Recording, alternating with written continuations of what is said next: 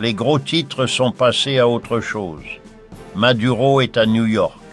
Les frappes aériennes sont terminées. Les conférences de presse sont finies. Mais la vraie histoire ne fait que commencer. Parce que ce qui s'est passé au Venezuela fait partie de quelque chose de plus grand. Le Groenland, le canal de Panama, le Canada, le Venezuela. Ce ne sont pas des conversations séparées. Elles sont connectées par une logique stratégique que la plupart des analystes manquent. Il ne s'agit pas d'un homme menotté. Il s'agit de sécuriser des ressources, de contrôler des routes commerciales et de se positionner pour ce qui vient ensuite. L'administration appelle cela la sécurité nationale. D'autres appellent cela le confinement économique. Mais peu importe comment vous l'appelez, les mécanismes sont les mêmes. Contrôler les lignes d'approvisionnement, contrôler les systèmes de tarification et refuser l'accès aux concurrents. Aujourd'hui, je vais vous expliquer la logique économique derrière ce qui se déroule dans l'hémisphère occidental. Pas la politique, pas les personnalités, mais les mouvements structurels qui remodèlent les marchés de l'énergie et le positionnement mondial. 3 choses comptent maintenant: les réserves de pétrole et qui les contrôle, les flux de devises et quel système les tarifs, et l'empreinte économique croissante de la Chine dans des régions que les États-Unis considèrent comme stratégiques. Laissez-moi vous montrer ce qui se passe réellement. L'Amérique du Sud comme champ de bataille économique. Voici ce que la plupart des couvertures médiatiques manquent. Le Venezuela ne s'est pas produit de manière isolée. C'est un mouvement dans un concours économique continental qui se construit depuis 2 décennies. Le commerce Chine-Amérique latine a atteint 518 milliards de dollars en 2024. Ce n'est pas une faute de frappe. Plus d'un demi-billion de dollars et il croît d'environ 30% par an. Il y a 20 ans, la Chine représentait moins de 2% des exportations de l'Amérique latine. Aujourd'hui, la Chine est le plus grand partenaire commercial de l'Amérique du Sud. Le Brésil commerce plus avec la Chine qu'avec les États-Unis. Le Pérou aussi, le Chili aussi.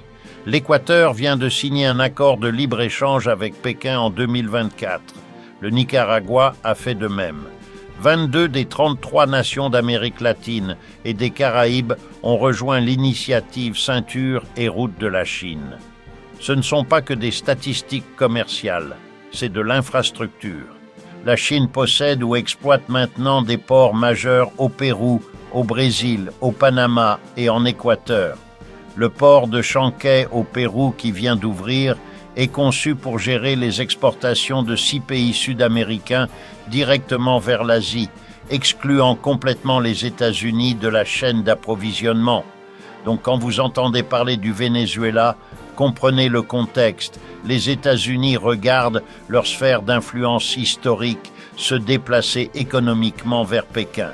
Et ce déplacement n'est pas abstrait. Ce sont des ports, des chemins de fer, des contrats énergétiques et des systèmes de paiement. Le portefeuille du secrétaire d'État Marco Rubio est l'Amérique latine. C'est son focus, c'est son expertise. Et son objectif stratégique est clair: réaffirmer l'effet de levier économique américain dans l'hémisphère sans occupation militaire complète. Le Venezuela était le signal. Il dit: si vous vous rapprochez trop de la Chine, si vous menacez la tarification de l'énergie basée sur le dollar, si vous devenez un nœud dans la chaîne d'approvisionnement de Pékin, il y a des conséquences. Ce n'est pas un changement de régime au sens traditionnel, c'est un rééquilibrage du marché par la force.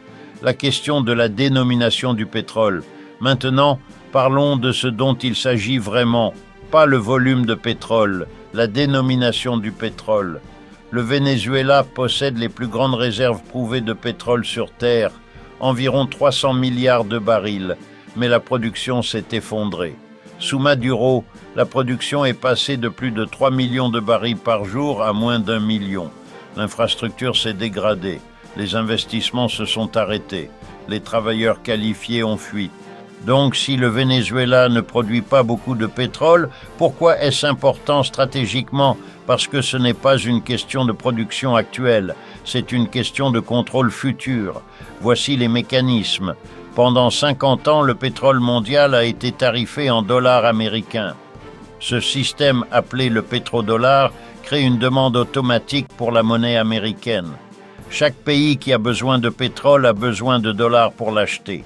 Cette demande permet aux États-Unis d'emprunter à bas coût, d'imprimer de l'argent sans conséquences inflationnistes immédiates et de financer leurs dettes à des taux d'intérêt plus bas que ce que les fondamentaux économiques permettraient autrement. Mais ce système se fracture. L'Arabie saoudite a refusé de renouveler son accord exclusif en dollars. Les nations BRICS, Brésil, Russie, Inde, Chine, Afrique du Sud, règlent de plus en plus les échanges énergétiques en monnaie locale ou en yuan. Et le Venezuela, selon de multiples rapports, se préparait à intégrer pleinement son secteur énergétique dans le système de paiement interbancaire transfrontalier de la Chine et à tarifer son pétrole dans un panier de devises mené par le yuan. Si cela s'était produit, la Chine pourrait acheter du pétrole vénézuélien sans détenir de dollars. Si la Chine n'a pas besoin de détenir des dollars, la demande de devises américaines chute. Si la demande chute, la valeur du dollar baisse. Si le dollar baisse, le coût du service de la dette américaine explose. C'est ça la menace. Pas que le Venezuela vendrait 1 million de barils par jour à la Chine, mais que le Venezuela, assis sur 300 milliards de barils, prouverait qu'on peut tarifer le pétrole en dehors du système dollar et survivre. C'est le précédent que Washington ne pouvait pas permettre. Donc, ils ont retiré le gouvernement. Trump l'a dit explicitement lors de sa conférence de presse. Il a dit que les compagnies pétrolières américaines iraient, reconstruiraient l'infrastructure et extrairaient la richesse. Il a dit que le pétrole irait à d'autres pays et aux États-Unis comme remboursement des dommages. Rubio a fait marche arrière le lendemain, a dit que les États-Unis n'ont pas besoin du pétrole vénézuélien, a dit que c'est une question de gouvernance, pas de ressources. Mais la contradiction vous dit tout. Trump dit ce qu'est l'opération. Rubio gère les retombées diplomatiques. La réalité est quelque part entre les deux. Les États-Unis n'ont pas besoin du pétrole vénézuélien aujourd'hui, mais ils ont besoin de contrôle sur ce pétrole. Ils doivent s'assurer que ces réserves restent libellées en dollars. Ils doivent empêcher la Chine de sécuriser un approvisionnement énergétique indépendant en dehors du système financier américain. Ce n'était pas pour libérer le Venezuela, c'était pour le verrouiller de nouveau dans le cadre du dollar. Positionnement pour ce qui vient ensuite. Maintenant, voici la couche que la plupart des analystes ignorent. Ce n'est pas seulement une question du marché pétrolier d'aujourd'hui, c'est un positionnement pré-guerre. Je ne dis pas que la guerre avec la Chine est imminente. Je dis que les États-Unis consolident leur hémisphère au cas où ce conflit viendrait. Regardez le schéma. Pression sur le Canada concernant le commerce, rhétorique sur le Groenland et ses ressources minérales, focus renouvelé sur le canal de Panama et qui contrôle les voies maritimes, et maintenant intervention directe au Venezuela. Ces mouvements partagent une logique commune.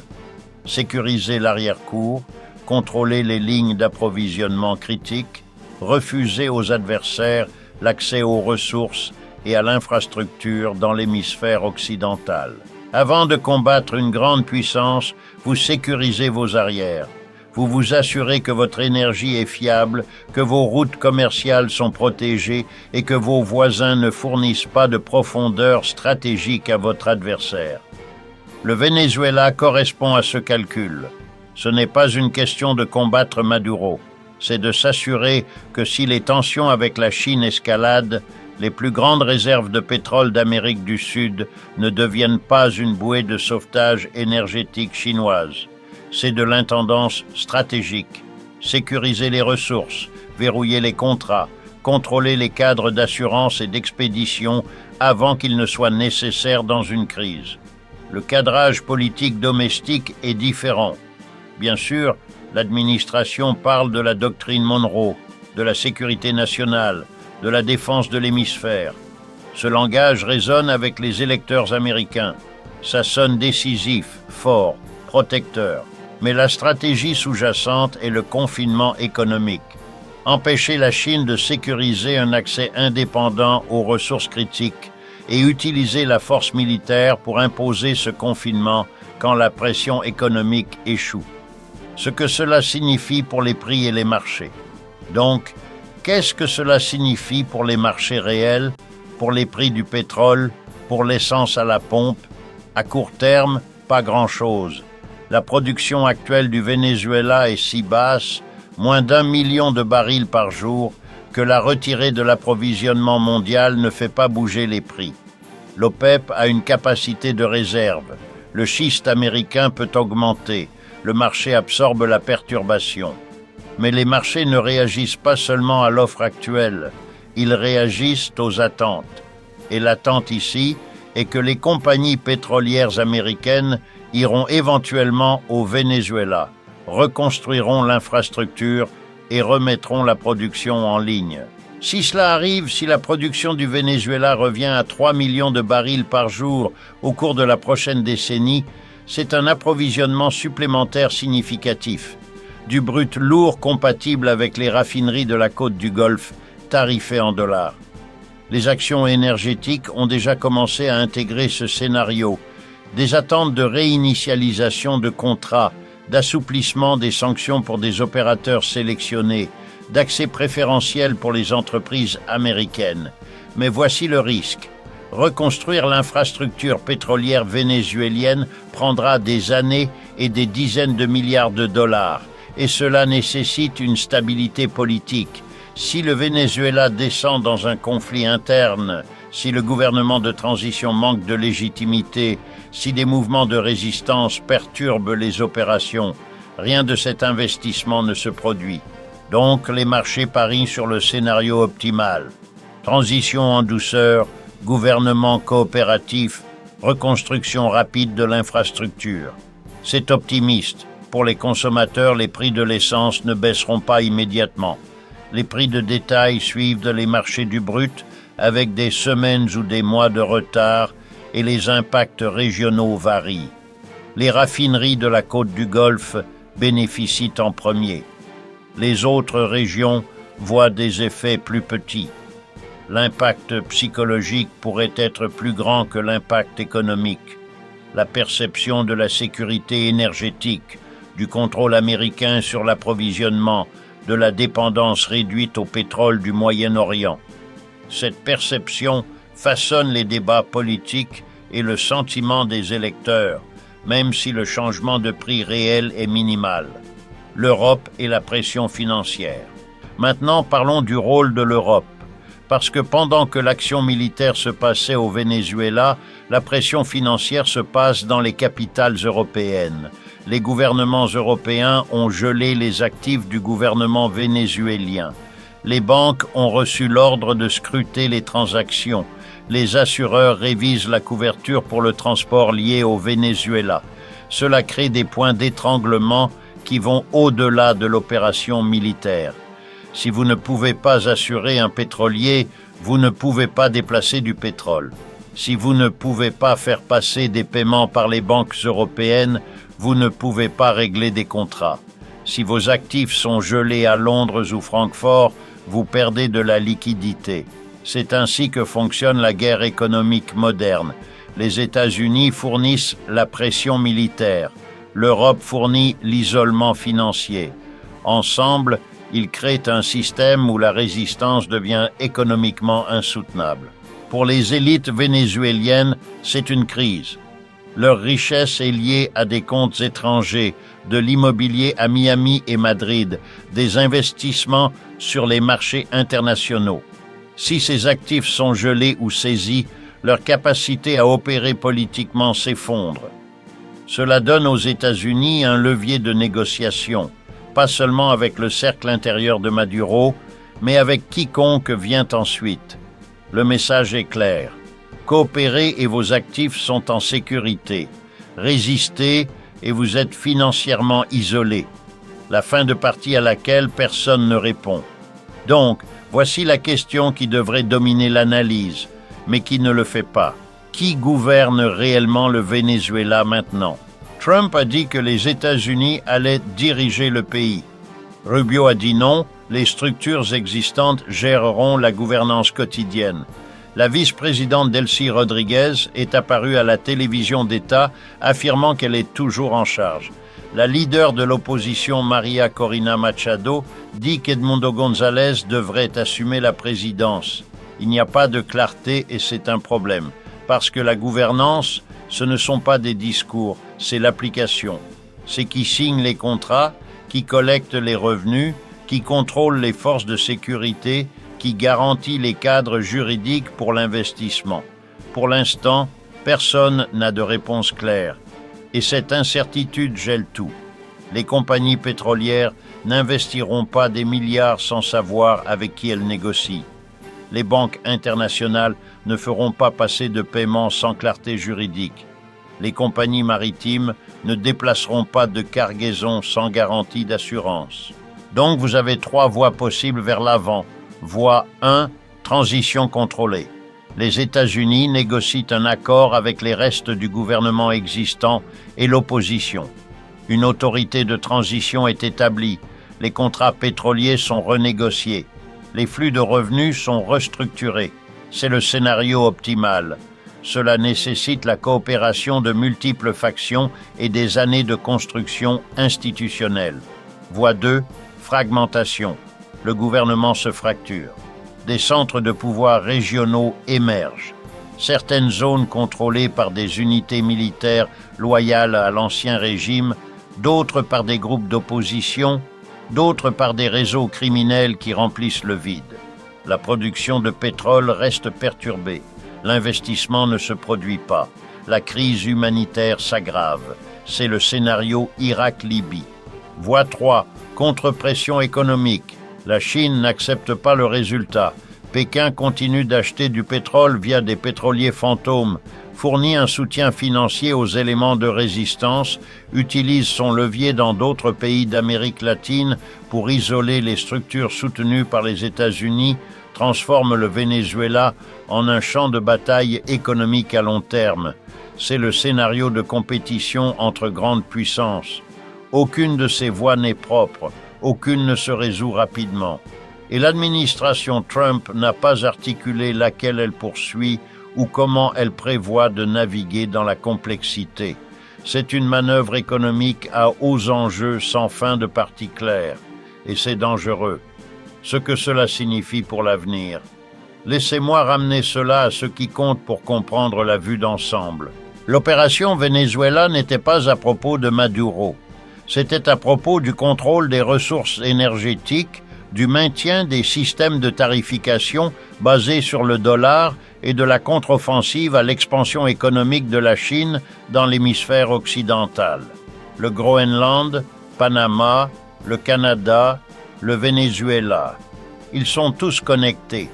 Ils font tous partie d'une consolidation stratégique des ressources et des routes commerciales de l'hémisphère. L'administration appelle cela la sécurité nationale. Les critiques appellent cela un excès de pouvoir. Mais la logique économique est cohérente.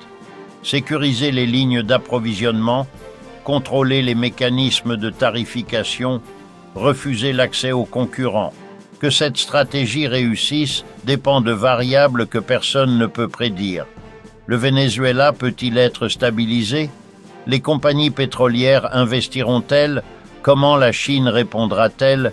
Les États-Unis peuvent-ils maintenir leur légitimité dans la région tout en utilisant la force militaire ? Les marchés intègrent le scénario optimiste, que le pétrole vénézuélien revienne en ligne, tarifé en dollars, coulant vers les raffineries américaines et les nations alliées. Mais l'histoire suggère la prudence. L'Irak était censé être rapide, la Libye était censée se stabiliser, l'Afghanistan était censé transitionner en douceur. Retirer des gouvernements est facile, construire des États fonctionnels est extraordinairement difficile. Et la question que personne à Washington ne semble poser est « Que se passe-t-il si ça ne marche pas ? Que se passe-t-il si le Venezuela se fragmente ? Si la production de pétrole reste perturbée ? Si la Chine double la mise sur les chaînes d'approvisionnement alternatives ? Si d'autres nations d'Amérique latine décident que le risque de travailler avec les États-Unis est trop élevé. Ce sont les questions qui détermineront si cette opération était un succès stratégique ou une erreur coûteuse. Et pour l'instant, nous sommes trop tôt dans le processus pour savoir. Ce que nous pouvons dire, c'est ceci. Le concours économique pour l'Amérique du Sud n'est plus un bruit de fond. C'est au premier plan. Et les enjeux sont le pétrole, les dollars et le positionnement mondial. C'est l'histoire. Pas l'arrestation, pas la conférence de presse. Le remodelage du pouvoir économique dans l'hémisphère occidental.